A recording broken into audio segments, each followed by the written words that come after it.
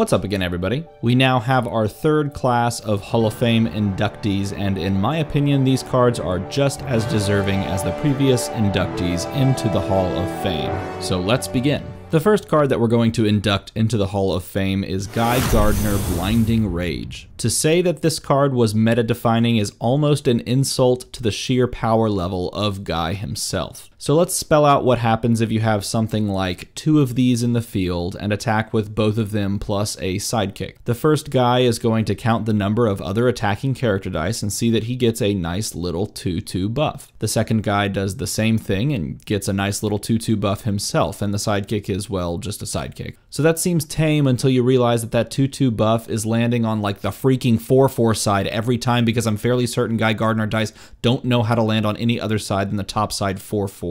So there's just two 6/6s attacking you, and it's probably like turn 3 because this card is a 2 cost. The downside of having to attack each turn is easily mitigated with some auto KO abilities, most notably Fabricate, meaning you can buy up all 4 of these, cycle them into the field and into the prep using Fabricate, waiting to line up a huge alpha strike, and then field them all when you need to and attack with like 4 8/8s or something. The power level of this card is so off the charts that if it had not rotated at the start of June, then this week's national championships would have continued to be full of Guy Gardner rush teams. Very powerful and very deserving of a spot in the Hall of Fame. Next up is the other card that made up the two-headed monster of Constructed for the past few years. Lantern Ring, limited only by imagination. So here's a continuous action that sits in the field forever. There are no triggers that force itself to be removed. There are very few abilities in the game of Dice Masters that remove or mitigate actions. It can't be blanked or KO'd, obviously, and it's a 4-drop, which makes it relatively easy to reach for. So with all of that in mind, it might make sense to give it a mediocre ability so as to not spike the power curve too much, because it can't really be dealt with once it hits the board. No, instead we're just going to give it an amazing ability that reads: while active, when your characters attack, they deal 1 damage to target player for each energy symbol in your reserve pool that matches their type. So in essence, this card encourages you to find the best aggressive and control pieces that all share an energy type, field them up, roll up a bunch of the same energy, and then attack with all of your energy affiliated character dice. When they attack, each of those dice will deal damage equal to the number of that energy in your reserve pool. So you're playing Mask Ring and you have 5 masks in reserve, attack with 4 mask characters and you win the game. It's a very cool card in that it's both a win condition and it also encourages another level of deck building where you're looking to put together cards that you may not normally put together, but because they share that energy affiliation, now they're very good together. It was hugely influential in competitive play, and just like Guy Gardner, if it had not rotated out, then we would be seeing it all over Nats again this year. It 100% deserves a spot in the Dice Masters Hall of Fame. Last, but definitely not least, we have a card that some may downplay a bit. Having played with this card on just about every team back in its heyday, however, it most definitely deserves a spot in the Hall of Fame.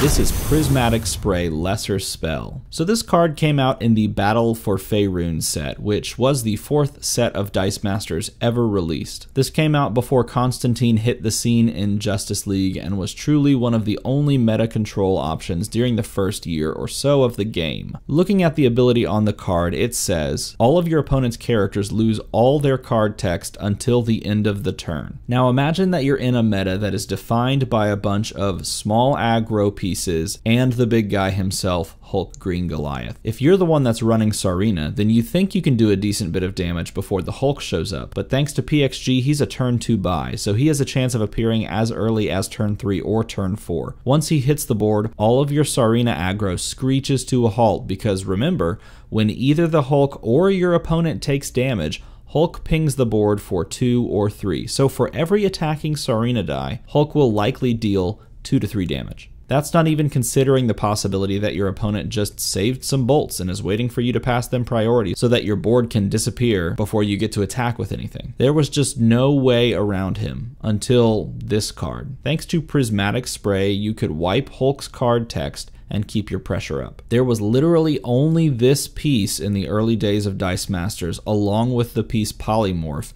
that allowed aggro to go toe-to-toe with Hulk control, and Polymorph helped Hulk just as much as it did the aggro teams. So really we can just think about this piece being the aggro's only real way of dealing with the Hulk once he got out. Of course, the more sets that came out, the more things shifted, but for a long while there, this was your only way to just not auto lose against Hulk builds if you weren't planning on running Hulk yourself. Plus, if you were running Hulk, then you used this to win the mirror. So yeah, it's pretty amazing and very much deserving of a spot in the Hall of Fame. So there you have it. There are the next 3 cards to enter the Hall of Fame. We now have 9 cards in the Hall of Fame, and all very deserving in my mind. Which cards do you think make the cut next? There are definitely a few more in my mind that are that top tier, and then I'd be interested once I run out of those ideas, and once you run out of your ideas, where we could go from here. What cards would make the cut after we tap out on our tier 1 options. Let me know in a comment below what cards you think have earned a place of honor in Dice Masters, and as always, thanks for watching.